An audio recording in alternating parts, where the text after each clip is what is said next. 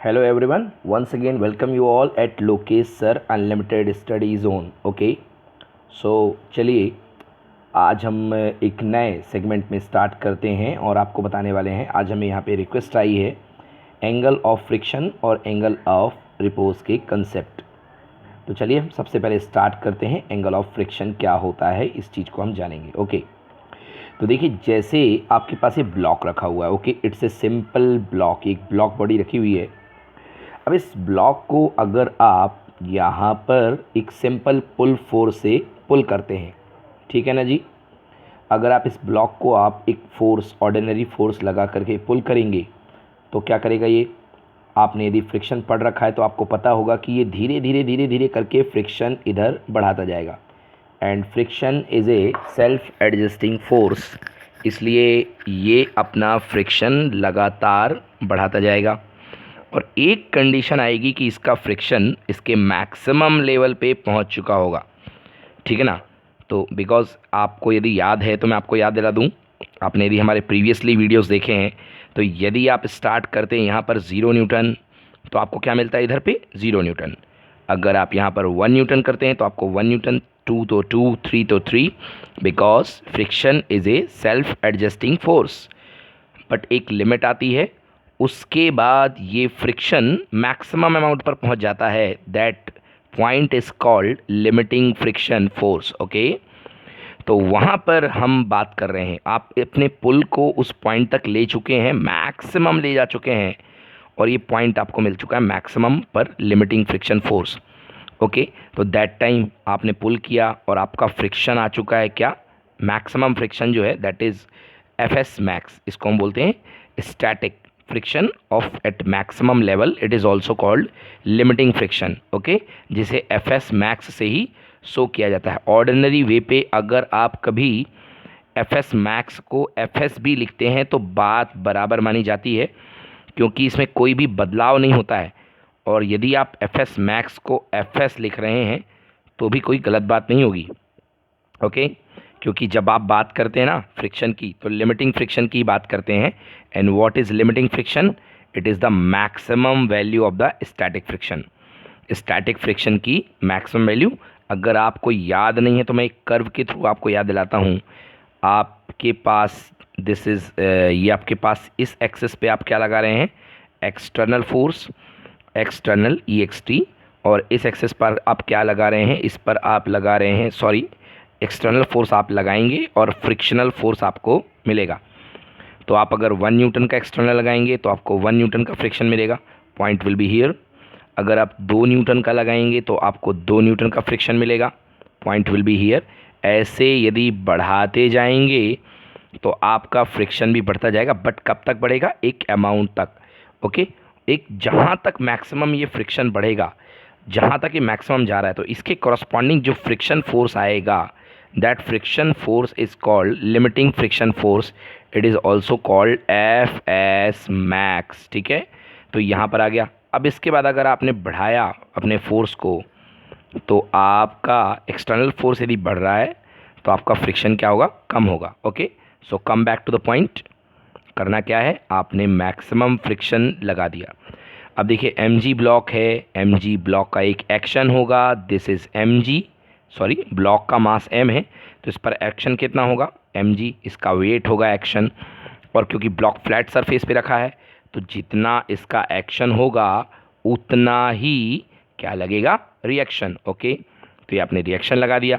तो mg तो क्या कहता है एंगल ऑफ फ्रिक्शन का concept, so simple it is students, कि आपके पास ये जो दोनों फोर्सेस आए हैं, कौन कौन आया है, ये देखो, एक तो आपके पास रिएक्शन फोर्स लग रहा है, दूसरा फोर्स क्या लग रहा है आपके पास, ये जो फोर्स दिख रहा है आपको, what is this, frictional force. Okay तो फ्रिक्शनल फोर्स की लिमिटिंग वैल्यू, ये जो फ्रिक्शनल फोर्स है, इस लिमिटिंग वैल्यू के फ्रिक्शनल फोर्स, और तो देखो मैंने पहले ही लिख दिया, in the case of limiting friction. Okay important line है ये, मतलब ये जो कंसेप्ट है it is defined only for the case of limiting friction. तो केस ऑफ लिमिटिंग फ्रिक्शन पर फ्रिक्शन फोर्स आपका कितना लगेगा, मैक्सिमम फ्रिक्शन फोर्स लगेगा। तो उस समय जो आपका रिजल्टेंट जाएगा वो कैसा जाएगा, ऑब्वियसली भाई रिजल्टेंट बनाने के लिए आपको क्या करना पड़ेगा, एक आप तो ले लो, ये आर है आपके पास, एक ये है। पैरेललोग्राम लॉ बनाना पड़ेगा।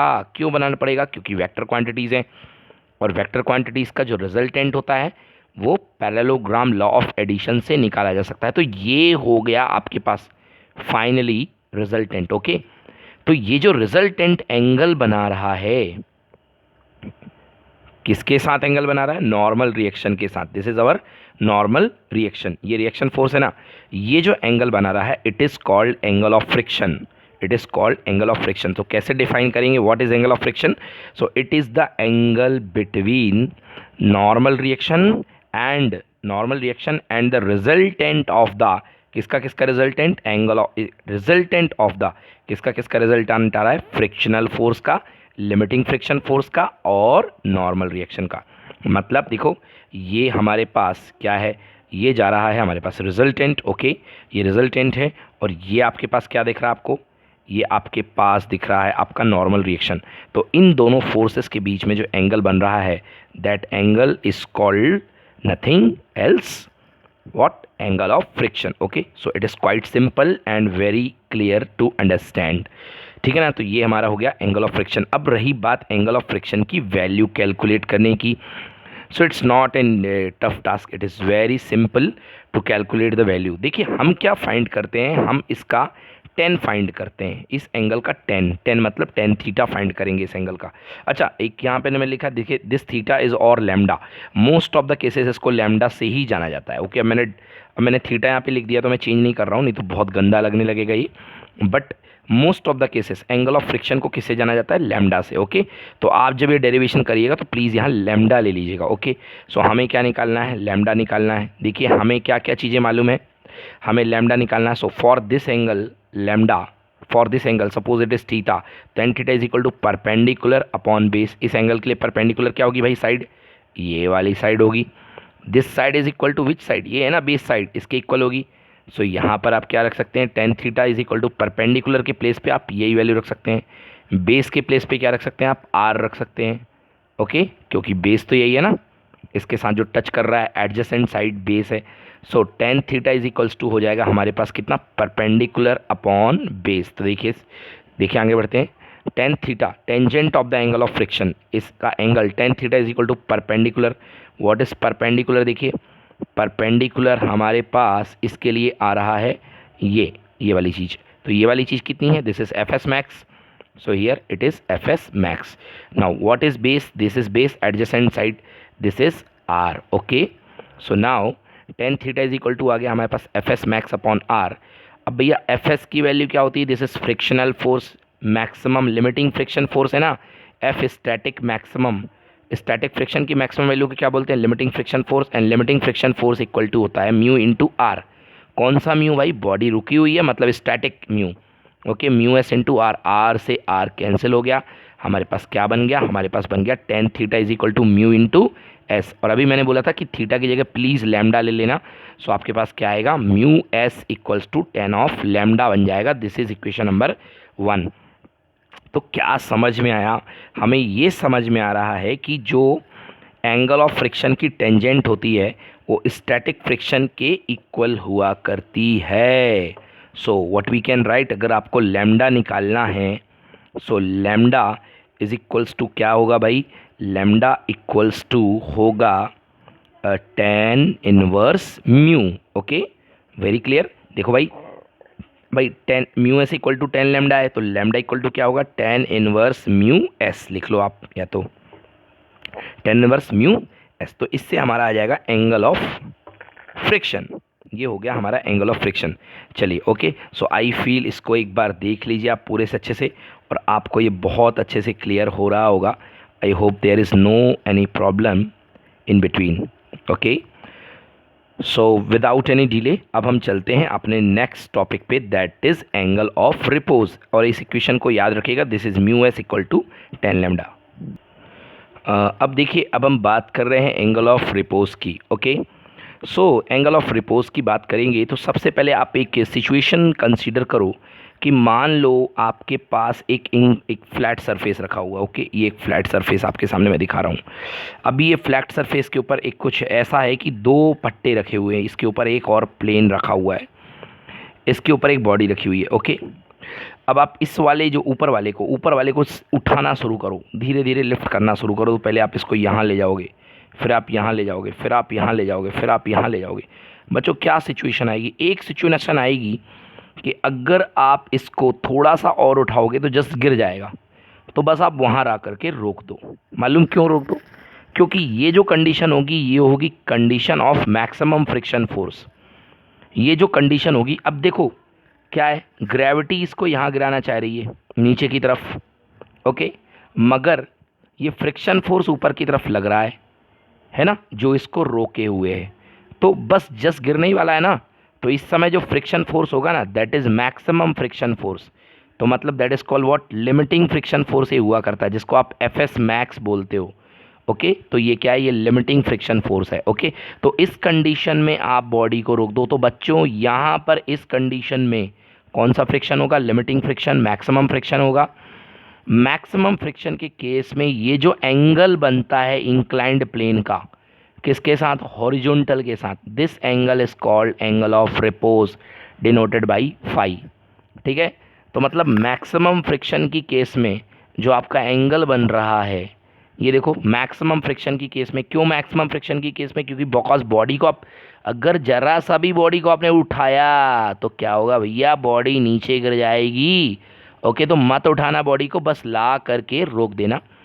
उस कंडीशन में जो फ्रिक्शन फोर्स मिलेगा that is called limiting friction force. Okay, static friction की मैक्सिमम वैल्यू होती है, मेरे प्रीवियस लेक्चर देख के जान पाएंगे आप। तो यहाँ पर जो एंगल बनेगा उस केस में that is called what, angle of repose. Okay, so it is nothing this angle. Okay, तो जाइए back to the topic, angle of repose पर थोड़ी और अच्छी इंपॉर्टेंट बातें करेंगे। तो ये देखिए आपके पास ये इंक्लाइंड प्लेन है और उसी सिचुएशन में रखा हुआ है जिसको अभी तक हमने बोला एंगल ऑफ रिपोज की कंडीशन। तो इस समय this is what, phi. Okay, अब देखो ये ब्लॉक रखा हुआ है, भाई रखे रहने दो, बड़े अच्छे से ब्लॉक रखा, कोई दिक्कत नहीं है। अब जैसे गिरने वाली बात होगी तो एक तो इस पे नीचे की ओर लगेगा डाउनवर्ड mg, धरती माता बुला रही है, पुकार रही है। So with the force mg इस पर लगेगा। mg के कंपोनेंट ब्रेक कर दो बच्चों। सो mg का एक कंपोनेंट ब्रेक होगा, क्या बनेगा, mg कॉस थीटा, और एक कंपोनेंट इधर ब्रेक होगा, क्या बनेगा, mg साइन थीटा। अब mg साइन थीटा यहाँ पर आपका ब्रेक हो गया है। Okay, this is mg cos theta and this is mg sine theta. ठीक है, नो प्रॉब्लम। देखो mg कॉस थीटा किसको बैलेंस करेगा, mg कॉस थीटा जो है इसको रिएक्शन प्रोवाइड करेगा, क्योंकि नीचे ये ब्लॉक इसको धक्का मार रहा ना, ये धक्का मार रहा है सरफेस को। देखो अगर आप फिसल पट्टी में नीचे की तरफ गिरते हो तो क्या आप धक्का, आपका वेट तो एक्ट करता है डाउनवर्ड, बट आपका जो कंपोनेंट जो आपको ऊपर की ओर प्रेस करता है, जिससे आपको ऊपर की ओर जाने का रिएक्शन मिलता है, that is mg cos theta. और एक कंपोनेंट आपको नीचे की तरफ गिराना चाहता है, that is called mg sine theta. But ये ब्लॉक रखा हुआ है, ये ब्लॉक का है, जस्ट रखा हुआ, मतलब कोई ना कोई फोर्स है जो पीछे से इसको बैलेंस कर रहा है। That force is what, frictional force होगा ये फ्रिक्शन फोर्स, ये जो आपको दिखाई रहा है, this is F max. Max क्यों लगाया मैंने, मैक्स इसलिए लगाया क्योंकि मैं लिमिटिंग केस की बात कर रहा हूँ। आइए बहुत सिंपल, अगर ये आपको डायग्राम समझ में आ चुका है तो नो वरी। अब भाई एंगल ऑफ फ्रिक्शन कहाँ पर होगा, यहीं पर होगा जहाँ से हमेशा होता था। एंगल ऑफ फ्रिक्शन क्या होता है, द नॉर्मल रिएक्शन और रिजल्टेंट के बीच का फोर्स।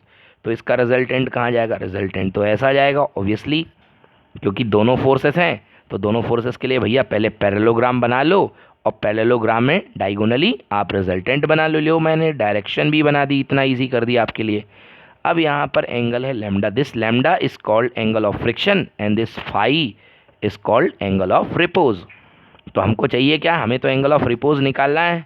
चलिए आइए एंगल ऑफ रिपोज निकालते हैं। इसके लिए कौन सी टेक्निक का इस्तेमाल करेंगे हम, मेथड ऑफ बैलेंस का। ओके, तो चलिए कौन किससे बैलेंस होगा, mg साइन थीटा लग रहा है, यो लग रहा है, यो दिख रहा है, mg साइन थीटा ये लग रहा है।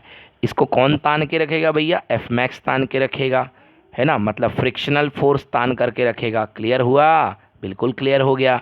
एफ मैक्स की वैल्यू कितनी होती है, mu into r, mu static into r होती है। तो f sine mg sine theta किसके इक्वल होगा, म्यू एस इंटू आर के इक्वल होगा।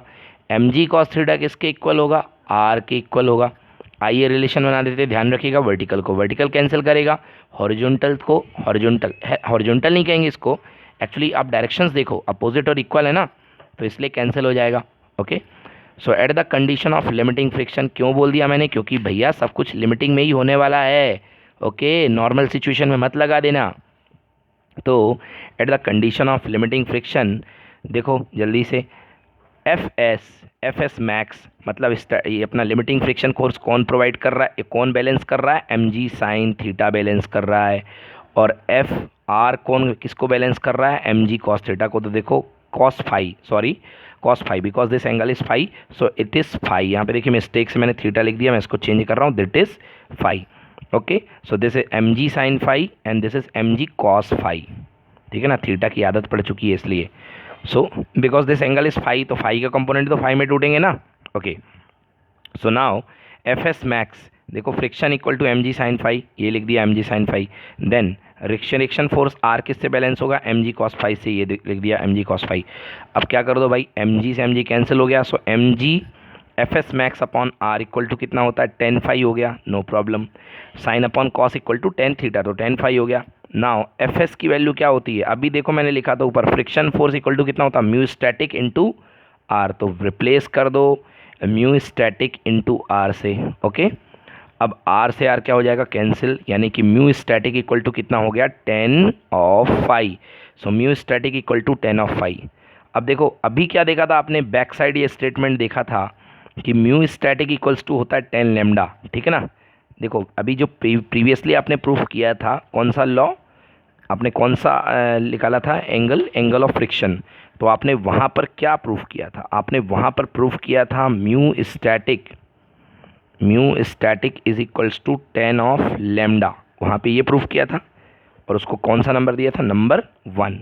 और यहाँ पर क्या प्रूफ किया आपने, यहाँ पर प्रूफ किया mu static equal to 10 phi. देखो लेफ्ट पार्ट इक्वल हैं तो राइट पार्ट भी तो इक्वल होंगे ना, है ना। तो लेफ्ट पार्ट भी इक्वल हैं तो राइट पार्ट इक्वल, तो बिल्कुल लेफ्ट पार्ट यदि इक्वल है तो राइट पार्ट इक्वल होंगे। So mu s equals to 10 phi भी था, mu s equal to 10 lambda भी था। So 10 phi is equals to 10 lambda हो जाएगा, तो 10 से 10 कैंसिल हो सकता है, अपने पास क्या आ जाएगा, फाई इक्वल्स टू लैम्डा। इसका मतलब क्या होता है, इसका मतलब ये होगा कि एंगल ऑफ फ्रिक्शन और एंगल ऑफ रिपोज दोनों क्या होंगे, इक्वल होंगे। सो आप लिख सकते हो एंगल ऑफ रिपोज, क्योंकि मैंने यहाँ पहले लैम्डा को लिखा है, so you can write it here very obviously, angle of repose is equals to angle of friction. Okay, so angle of repose is equals to angle of friction। आप बड़े आराम से इसको लिख सकते हैं। so I hope kindly comment and subscribe my video, okay, and share करिए जिससे ज़्यादा से ज़्यादा लोगों की मदद हो सके। Thank you so much for giving your time patiently, thank you.